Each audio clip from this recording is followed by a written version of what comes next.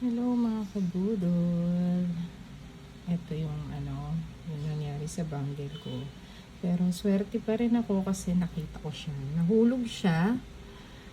Ang nangyari, natanggal yung screw. Kaya yan, ingat-ingat din tayo sa mga bangle natin. Kahit na double screw to. Ayan. Matatanggal din pala. Kahit na lagi ko talaga itong chine-check. Pero yung time na yun, hindi ko talaga napansin na natanggal. Buti na lang, dun sa tapat ng bahay namin, dun talaga siya napunta. Ang pagkakita ko pa siya talaga, yung nagkahiwalay pa sila. Alam mo, kaya mag-ingat sa mga bangle na ganito. Ayan. Ano nangyari sa bangle ko?